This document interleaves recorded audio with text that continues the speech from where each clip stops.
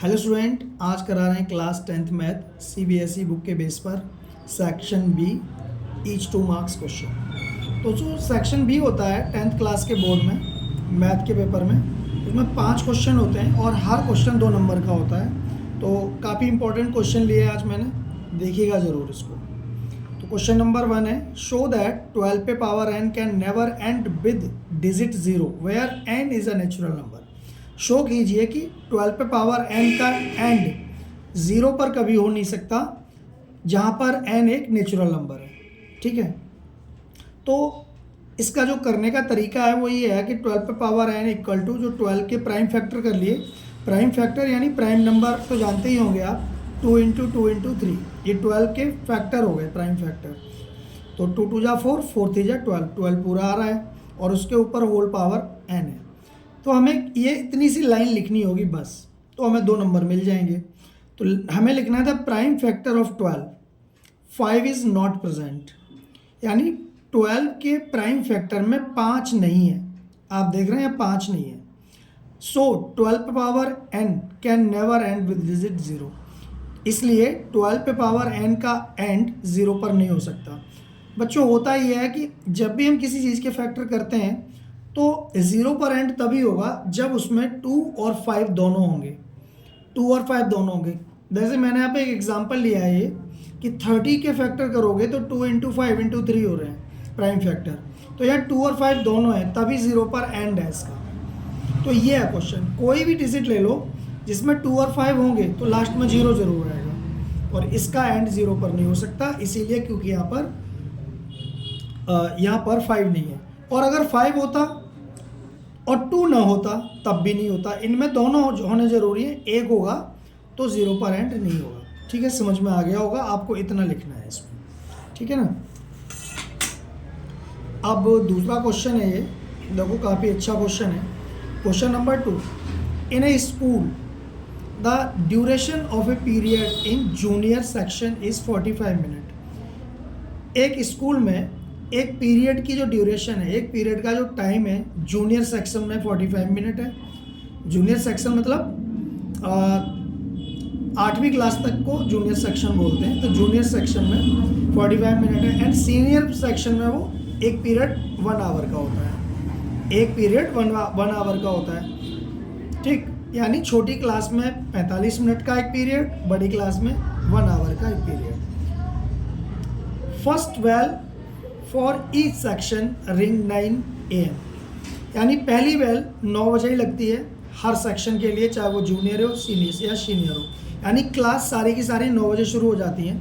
When will the 2 bells ring together again, ये कह रहे हैं कि दोबारा से एक साथ बेल कब लगेगी, एक साथ बेल कब लगेगी, क्योंकि 45 मिनट का अंतर आ जाएगा अगली बार। ऐसे कब वो टाइम आएगा जब वो दोबारा बेल एक साथ लगेगी। ठीक है, तो ये तो जूनियर सेक्शन की 45 मिनट दिए हैं एक पीरियड के, और सीनियर सेक्शन के दिए हैं 60 मिनट। ठीक, the minimum time after with 2 bell ring again, वो कम से कम समय दोनों बेल जब एक साथ लगेंगी तो हम एलसीएम फाइंड करेंगे। वैसे किसी क्वेश्चन में अगर मिनिमम होता है तो एलसीएम फाइंड करते हैं, मैक्सिमम होता है तो एचसीएफ फाइंड करते हैं, पर इस क्वेश्चन में ना तो मिनिमम लिखा है ना मैक्सिमम, तो यहाँ पर हमें समझना होगा। और ऐसे ही अक्सर क्वेश्चनों में एलसीएम ही फाइंड करते हैं क्योंकि वो कम से कम टाइम पूछा जाता है। तो पहले हम एलसीएम निकालेंगे 45 और 60 का। 60 कहाँ से आ गए, 1 आवर, यानी एक तो हमारा 1 घंटे में 60 मिनट होते हैं, एक 60 मिनट हो गया और एक 45 मिनट, तो दोनों का हमने एलसीएम फाइंड कर लिया। तो एलसीएम आ गया 180, और ये टाइम मिनट में चल रहा है इसलिए 180 मिनट लिख दिया। ठीक ना, 180 मिनट में कितने आवर होते हैं बच्चों, 180 मिनट में 3 घंटे होते हैं, क्योंकि हम 60 से डिवाइड करके 180 मिनट को आवर में बदल सकते हैं, तो 3 घंटे निकला टाइम। यानी 3 घंटे बाद 9 बजे एक साथ बेल हुई, और 9 बजे में अगर 3 घंटे और प्लस कर देंगे, 9 और 3 12, तो 12 बजे जब 12 बजेंगे तो दोनों क्लास की जो बेल है एक साथ फिर से लगेगी। तो इसका आंसर हो गया 12 बजे, क्योंकि इसमें पूछा है कि अगली एक साथ बेल कब लगेगी, तो 12 बजे लगेगी। आपकी समझ में आ गया होगा अच्छी तरह से। तो बच्चों ये भी एक अच्छा क्वेश्चन है, आप बैठे रहिए, देख थोड़े से ही टाइम में थोड़ा टाइम दे दीजिएगा तो आपको अच्छे क्वेश्चंस आप देखने को मिल जाएंगे। If the point P point के कोऑर्डिनेट दिए हुए हैं 6 और 2, divide the line segment joining A 6 5 B Y 4, ये Y है, in the ratio 3:1, then find the value of Y। देखो जो P पॉइंट है, एक लाइन ड्रॉ कर ली हमने, A और B दो पॉइंट हैं, इनको लाइन ज्वाइन कर दिया, ज्वाइनिंग द लाइन लिखा हुआ है तो ज्वाइन कर दिया। A पॉइंट के कोऑर्डिनेट हैं 6 5, यहाँ लिख दिए। B पॉइंट के कोऑर्डिनेट हैं Y और 4, यहाँ लिख दिए। और जो P पॉइंट है वो यहाँ कहीं बीच में दे दिया, जो A B को 3:1 में डिवाइड कर रहा है, यानी 3 पार्ट ये है और 1 पार्ट ये है, ऐसे डिवाइड कर रहा है। तो हमें Y की वैल्यू निकालनी है, तो ये क्वेश्चन है। तो देखो फॉर्मूला, सेक्शन फार्मूला तो आपने पढ़ा होगा, बाय सेक्शन फार्मूला। तो x equal to section formula होता है, एक y में होता है एक x में होता है। तो y वाला तो ये होता है m1 y2 plus m2 y1 upon m1 plus m2, लेकिन हमें x वाला ही यूज़ करना है, ये वाला यूज़ नहीं करना है, x से ही हो जाएगा। वो क्यों होगा? क्योंकि यहाँ का जो कोऑर्डिनेट है वो x है, ये y है। तो x1 y1 ये लिख लिया, x2 y2 ये लिख लिया, और यहाँ पर xy होता है बीच में, आपको पता है। तो x का हमने लगा दिया, तो x का फॉर्मूला होता है x कोऑर्डिनेट का m1 x2 plus m2 x1 upon m1 plus m2। तो जो x की वैल्यू है वो 6 है, यहाँ पे देखते जाइए। m1 3 है और m2, अच्छा m1 इसके हिसाब से लगाएंगे ना, तो m1 3 हो गया, x2 m1 x2 का है ये है y, तो y हो गया, प्लस m2 x1, m2 क्या है, m2 1 है, और x1 ये है 6, ठीक है ना, तो ये हो गया, ठीक है। और m1 plus m2 3 plus 1, m1 की वैल्यू 3 और m2 की वैल्यू 1, तो 3 और 1 4, तो ये क्रॉस मल्टीप्लाई कर दो, तो 6 इंटू 4, 6 4 जा 24 हो गया, 3x प्लस y, ठीक है। अब y की वैल्यू निकालनी है, इक्वेशन बन गया क्लास 8th जैसा, 6 को इधर ले आओ, प्लस का इधर आएगा, माइनस का हो जाएगा, और 24 में से 6 गए 18 बचे, 3y तो है ही, तो y इक्वल टू 18/3, 3 6 18, 6 आ गया y, तो y की वैल्यू 6 आ गई, हमारा क्वेश्चन हो गया। तो y की वैल्यू पूछी थी और वो आ गई है, तो इस तरह से हमने क्वेश्चन कर लिया, और आप उम्मीद करता हूँ आप समझ गए होंगे। नोट करना चाहें नोट कर लीजिए, आप देखते रहिए या नोट कर लो, कैसे भी कर लीजिए। बच्चों एक क्वेश्चन ये 4 है, if the point A B C D taken in order are the vertices of the rectangle, find the value of K। तो देखो ये एक रेक्टेंगल है, इसकी वर्टिसेस दी हुई हैं A B C D, जो यहाँ पे लिखी हुई है वो यहाँ लिख दिया मैंने, ठीक। तो K की वैल्यू निकालनी है, A की कोऑर्डिनेट है 7 3, B के कोऑर्डिनेट है 9 4, C के कोऑर्डिनेट है 8 और K, और D के कोऑर्डिनेट है 6 और 1, ठीक। तो ये कॉमा लगा हुआ है बीच में, तो हमें K की वैल्यू फाइंड करनी है, यही क्वेश्चन है। तो सबसे पहले we know that diagonal of a rectangle bisect each other. आपको पता है कि रेक्टेंगल के जो डायगोनल है, ये डायगोनल है, एक DB डायगोनल है और एक AC है, बाइसेक्ट ईच अदर, एक दूसरे को बाइसेक्ट करते हैं। बाइसेक्ट का मतलब होता है कि ये वाली लाइन और ये वाली लाइन इक्वल है, और ये वाली भी इक्वल है, यानी कि AO इक्वल टू OC और DO इक्वल टू OB, तो वही लिख दिया है। तो ये O मिड पॉइंट पर है, AC का मिड पॉइंट O है और DB का मिड पॉइंट भी O है, तो mid point of AC equal to mid point of BD, ये हमने लिखा यहाँ पे, mid point of AC equal to mid point of BC, तो दोनों के मिड पॉइंट सेम है। तो मिड पॉइंट का फॉर्मूला क्या होता है आपको पता है? आपको पता है कि मिड पॉइंट का जो फॉर्मूला होता है वो लिख दो यहाँ पे, x1 plus x2 upon 2 comma y1 plus y2 upon 2 equal to x1 plus x2 upon 2 y1 plus y2, दोनों तरफ मिड पॉइंट के फॉर्मूले लिख दिए। तो पहले हम AC का देखेंगे, AC भाई बच्चों AC का मिड पॉइंट क्या, इससे मतलब है हमें यहाँ पे A x1 y1 x2 y2, इस पर ध्यान मत देना अभी।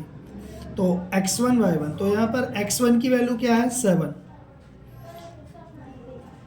x1 की वैल्यू 7 प्लस x2 की वैल्यू क्या है 8, इस पे ध्यान मत देना, इस पे ही ध्यान देना है। तो 7 plus 8 upon 2 comma y1 plus y2 upon 2, तो y1 क्या है यहाँ पे 3, देखो देखो यहाँ y1 3 और y2 के है, तो 3 प्लस के अपॉन 2, और इधर भी देख लो x1 प्लस x2, अब इसमें देख लो BD का है, मिड पॉइंट ऑफ BD लिखा है ना, x1 प्लस x2 यानी 6 प्लस 9 अपॉन 2 और 1 प्लस 4 अपॉन 2, ठीक है।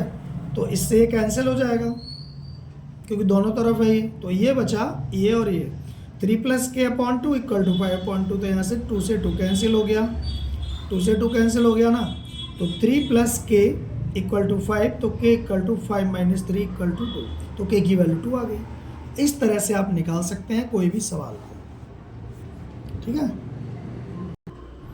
बच्चों। ये ट्रिग्नोमेट्री वाले चैप्टर का क्वेश्चन है, तो देखो काफ़ी अच्छा क्वेश्चन है और इस वर्ष आएगा भी ये क्वेश्चन। तो क्वेश्चन नंबर 5 है ये, if sine a plus B equal to √3/2 and cos a minus B equal to √3/2, ठीक, ये आपको दिया है, तो find the value of a and b। बहुत इंपॉर्टेंट क्वेश्चन है, देखते रहिए, तुरंत समझ में आ जाएगा आपके, अगर आपने थोड़ा पढ़ा है तो। बच्चों दिक्कत ये होती है कि अगर कुछ बच्चे शुरू में ध्यान नहीं देते पढ़ाई पे, थोड़े सोचते हैं बाद में कर लेंगे बाद में कर लेंगे, तो ना उनके फंडामेंटल क्लियर नहीं होते हैं। तो हमें थोड़ा थोड़ा ध्यान देते रहना चाहिए बीच में, ताकि कोई टीचर समझाता है तो हमें तुरंत समझ में आ जाए। वरना अगर आप बिल्कुल नहीं पढ़ेंगे तो बच्चा ये होगा कि आपकी समझ में कुछ भी नहीं आएगा, और इस चीज़ से आप बचिएगा। पढ़ाई के वक्त पढ़ो और खेलने के समय खेलो, थोड़ा पढ़ाई को थोड़ा सा ज़रूर टाइम दो। और अगर आप शुरू से लेकर के 2 घंटे भी पढ़ते हैं डेली, तो 2 घंटे से ही आपके बहुत अच्छे मार्क्स आ जाएंगे, और ज़्यादा पढ़ते हैं तो फिर बात ही अलग है। तो देखिए मैं रिवीजन करवा रहा हूँ, तो करिएगा। देखो आपको पहले दिया है if sine a plus B equal to √3/2, तो sine a plus B equal to √3/2 पहले ले लिया, फिर बाद में ये लेंगे, पहले इस पर ध्यान दो। तो आपको पता है sine a plus B equal to √3/2, आप टेबल में देखो √3/2 साइन में किसकी वैल्यू है, साइन 60 की वैल्यू है, तो √3/2 की जगह साइन 60 लिख दिया हमने, जो यहाँ, और उसके बाद साइन से साइन कैंसिल हो जाएगा। ये हमें कैंसिल करना नहीं है, शो नहीं करना है, यहाँ पे यहाँ लिख देना है कंपेयर बोथ साइड। ये 2 साइड है, एक लेफ्ट साइड एक राइट साइड, तो लिखो कंपेयर बोथ साइड। तो कंपेयर बोथ साइड करेंगे तो साइन से साइन कैंसिल हो गया, तो a plus B equal to 60, ठीक है ना। तो नंबर 1 हो गया ये। इसके बाद इधर चलो, ऐसे इधर दिया हुआ है cos a minus B equal to √3/2, ठीक है। तो कॉस a माइनस बी ऐसे ही नोट कर लिया। अब हम देखेंगे कॉस में ही देखना है कि √3/2 किसकी वैल्यू है। तो हमने देखा टेबल से कॉस 30 इक्वल टू 3/2 होता है, तो यहाँ कॉस 30 लिख लिया। यहाँ भी कंपेयर कर दिया बोथ है, तो कॉस से कॉस कैंसिल हो जाएगा, तो a minus B equal to 30 हो गया, ठीक है, a minus B equal to 30, तो ये इक्वेशन 2 हो गया। इक्वेशन 2 हमने इन दोनों इक्वेशन को हमने याद लिख लिया, a plus B equal to 60 और a minus B equal to 30, ठीक। अब इन दोनों को एलिमिनेशन मेथड से सॉल्व करेंगे। चैप्टर 3 में क्लास 10th मैथ में चैप्टर 3 में एलिमिनेशन मेथड है ना, तो ऐड कर दो इनको दोनों को, ऐड करोगे तो 1 a और a 2 है, और इनको ऐड करोगे तो प्लस माइनस है तो कैंसिल हो जाएगा, और यहाँ 60 प्लस 30 90 हो जाएगा, तो 2a इक्वल टू 90 आ गया, a इक्वल टू 90/2 काट दोगे तो 45 आ गया ये।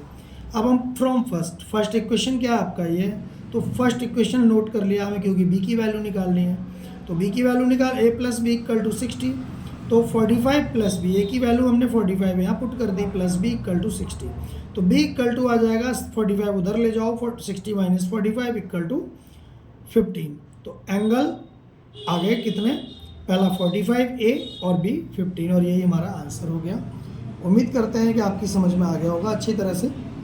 नमस्कार।